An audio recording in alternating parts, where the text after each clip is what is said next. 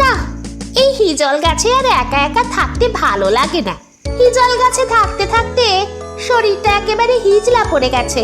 একটা বিয়ে শাদী করতে পারলে কয়েকটা দিন ভালো লাগতো, কিন্তু কাকে বিয়ে করব? আশেপাশে খোঁজ খবর নিয়ে দেখি, যদি কাউকে পাই তাহলে তাকেই বিয়ের প্রস্তাব দেব। এরপরে শাকচুন্নি উড়ে উড়ে খুঁজতে থাকে। রাত তখন প্রায় 12টা। তখন কালু কাজ করে বাড়ি ফিরছিল। আজ ভাগ্নের জন্য তো কিছুই কিনলাম না, সারাদিন মামা মামা করে পাগল করে দেয়। বাহ, কি সুন্দর চুল, দেখতে একেবারে নায়কের মতো। আমার অনেক দিনের শখ, এত সুন্দর একটা ছেলেকে বিয়ে করব। শাকচুন্নি, ওরে বাবা রে, কেউ আমাকে শাকচুন্নির হাত থেকে বাঁচা, মরে গেলাম রে। কি বলছো এসব? তুমি তো আমার বর হবে, আমার সুন্দর বর। কত সুন্দর লাগছে তোমায়। কিন্তু আমি কোনো শাকচুন্নিকে কোনোদিনও বিয়ে করব না। ছেড়ে দে আমায়, ছেড়ে দে বলছি। বিয়ে তোকে করতেই হবে, নইলে যে তোকে মেরে গাছে ঝুলিয়ে রাখবো। না, আমার সাথে এরকম করো না, দয়া করে আমাকে ছেড়ে দাও। তোকে বিয়ে করার জন্য আমি সব করতে পারি। তোকে আমার অনেক ভালো লেগেছে। শাকচুন্নি তার জাদু দিয়ে কালুর মন বদলে দেয়। কালু শাকচুন্নিকে বলে, চলো বউ, চলো আমার বাড়িতে চলো। দাঁড়াও, আগে মানুষের রূপ নিয়ে নি। এই রূপে গ্রামবাসী আমায় দেখলে মেরে ফেলবে। শাকচুন্নি তার রূপ বদলে এক সুন্দরী মেয়ে হয়ে যায়। চলো আমার সুন্দর জামাই, চলো আমাকে তোমার বাড়ি নিয়ে চলো। হ্যাঁ বউ, হ্যাঁ, এসো আমার সাথে।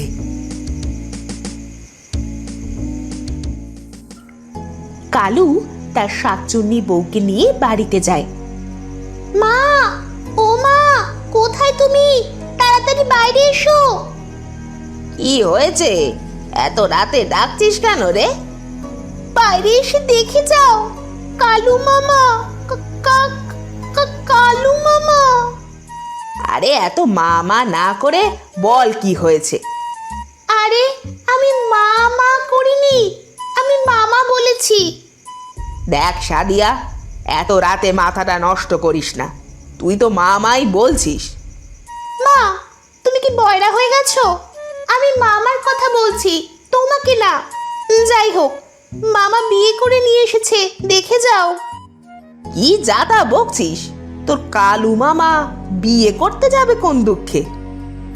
হ্যাঁ আপা, আমি বিয়ে করেছি, এই হলো আমার বউ। এরপর থেকে শাকচুন্নি কালুর বাসায় থাকতে শুরু করে।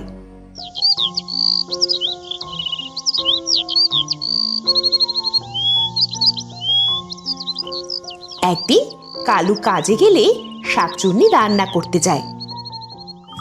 মানুষেরা কি বোকা, এত কিছু দিয়ে রান্না করতে হয় নাকি? ধুর, আমি এত শত কিছু বুঝি না, আমার জাদু দিয়েই রান্না করব। এই বলে শাকচুন্নি বউ তার জাদু দিয়ে রান্না করে। এদিকে হামিদা বানু রান্নাঘরে আসে। আরে এ কি আজব কাণ্ড, এতটুকু সময়ের মধ্যে রান্না কি করে সম্ভব? শাকচুন্নির কাছে সবই সম্ভব আপা। হ্যাঁ, তুমি ঠিকই বলেছ, শাকচুন্নির মতো কাজে তুমি করো। এরপর হামিদা বানু কালুর বউকে জামা কাপড় কাচাতে পাঠায়। হায় রে কপাল, শেষ পর্যন্ত এসব পরিষ্কার করতে হবে। কেন যে বিয়েটা করলাম? এই বলে শাকচুন্নি বউ তার হাত দিয়ে 1 সেকেন্ডের মধ্যে সব কাপড় চোপড় পরিষ্কার করে ফেলে।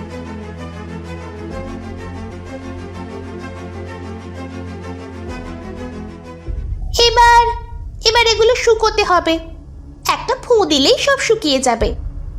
শাকচুন্নি বউ একটা ফুঁ দিয়ে সব কাপড় চোপড় শুকিয়ে ফেলে।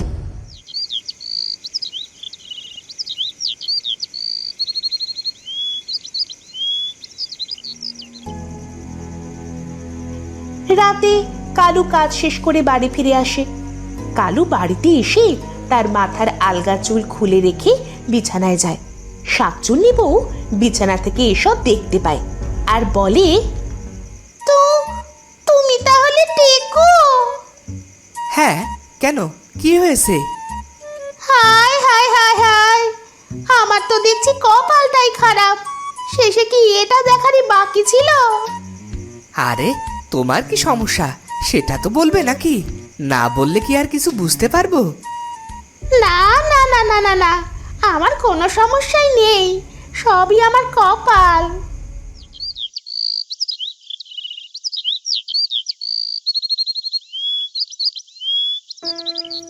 পরের দিন সকালবেলা হামিদা বানু তার মেয়েকে বলল, সাদিয়া, আরে এই সাদিয়া, কোথায় তুই? কি হয়েছে মা? এই তো আমি। এই নে মাছ, এগুলো তোর মামিকে দিয়ে বল কুটে দিতে। সাদিয়া তার মার কথা মতো শাকচুন্নি বউয়ের কাছে মাছ নিয়ে যায়। শাকচুন্নি বউ মাছ পেয়ে অনেক খুশি হয়। যাক বাবা, কতদিন ধরে কাঁচা মাছ খাই না, এবার তাহলে ইচ্ছেটা পূরণ হবে। মামি, তুমি মাছগুলো কাটো, আমি ছাই নিয়ে আসছি। এই বলে সাদিয়া চলে গেল। এদিকে একলা ঘরে শাকচুন্নি বউ মাছ কাটছিল। আশেপাশে তো কেউ নেই, এবার যতটা পারি কাঁচা মাছ খেয়ে নি, পরে আর নাও খেতে পারি। এই বলে শাকচুন্নি বউ কাঁচা মাছ খেতে থাকে। এদিকে সাদিয়া যে ঘরে প্রবেশ করতে যাবে তখন মনে মনে বলল, আরে এ কি কাণ্ড, মামি দেখছি কাঁচা মাছ খাচ্ছে, এটা কি করে সম্ভব? মামি, এই মামি, তুমি এসব কি করছো? চুপ, একদম চুপ, কোনো কথা বলবি না, আমার মাছ খেতে ভালো লাগে। আমি, তুমি তাহলে শাকচুন্নি? আরে আরে, আমি শাকচুন্নি, আর কথা বলিস না, আমি মাছগুলো খেয়ে নি। কিন্তু তুমি যে শাকচুন্নি এটা জানলে মামা তো তোমার সাথে আর সংসার করবে না। করলে করুক, না করলে না, ওই টেকোর সাথে আমিও সংসার করতে চাই না। ভেবেছিলাম শাকচুন্নি হয়ে একটা সুন্দর লোককে নিজের বর হিসেবে পাবো। মানে ঠিক বুঝলাম না, তুমি কি তাহলে শাকচুন্নি হওয়ার আগে বিয়ে করেছিলে? তা নয় তো কি, যখন আমার 18 বছর ছিল তখন আমি দেখতে অনেক সুন্দর ছিলাম। একদিন একটা লোক আমাকে বিয়ের প্রস্তাব পাঠায়। মা, আমার মা, আর না করিস না, এই ছেলেটাকে তুই বিয়ে করে নে। না মা, এই টেকো মাথার বয়স্ক ছেলেকে আমি বর হিসেবে মেনে নিতে পারবো না। তাতে কি হয়েছে, ছেলের অনেক টাকা পয়সা আছে, তুই সারা জীবন সুখে শান্তিতে থাকতে পারবি। এরপরে আমার মা বাবা আমাকে জোর করে টেকো ছেলেটির সাথে বিয়ে দিয়ে দেয়, কিন্তু কয়েকদিন ভালো কাটলেও একদিন সমস্যা হয়।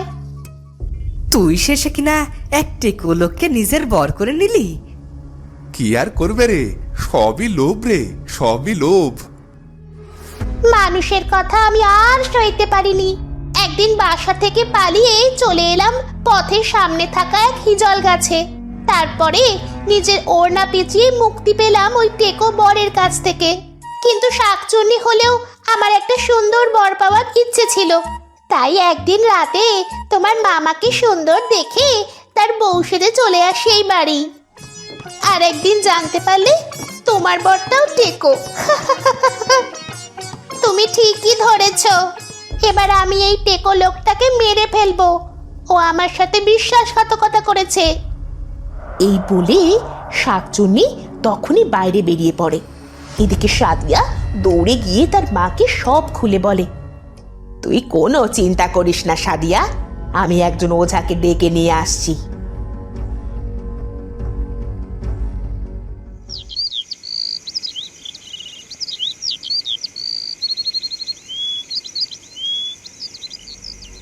সাদিয়ার মা একজন ওঝাকে নিয়ে আসে। ওই শাকচুন্নির অনেক ক্ষমতা মা জননী, এটাকে তাড়ানো সহজ হবে না। যত টাকা লাগে আপনাকে দিব, আপনি আমার ভাইটাকে রক্ষা করেন।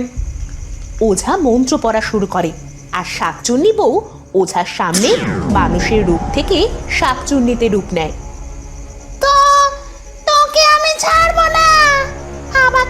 দেবার ফল তুই নিশ্চয়ই পাবি। তোর সাহস তো কম না, আমাকে ভয় দেখাস। তোকে এখন আগুন বান মারবো। এই বলে ওঝা আগুন বান শাকচুন্নির দিকে মারে। আর তখনই অনেক জোরে বৃষ্টি হওয়া শুরু হয়। এদিকে বৃষ্টির পানিতে ওঝার মুখমণ্ডল অনেক সুন্দর হয়ে যায়। আরে বাহ, ওঝাকে তো দেখছি অনেক সুন্দর লাগছে। এটাকে আমার বর করে নিলে আমার আর জীবনে কোনো আফসোস থাকবে না। বাঁচাও, আমাকে কেউ এই শাকচুনির হাত থেকে বাঁচাও। নিয়ে গেল আমাকে, নিয়ে গেল, বাঁচাও। যা বাবা, এ কি হলো? শেষে দেখছি শাকচুন্নিটা ওঝাকেই নিজের বর করে নিল। এবার তাহলে শাকচুন্নিটা টেকো বর থেকে মুক্তি পেল। তো বন্ধুরা, ভিডিওটি কেমন লাগলো? যদি ভালো লাগে চ্যানেলটি সাবস্ক্রাইব করে বেল আইকনটি বাজিয়ে দিও। দেখা হচ্ছে পরের ভিডিওতে। ধন্যবাদ।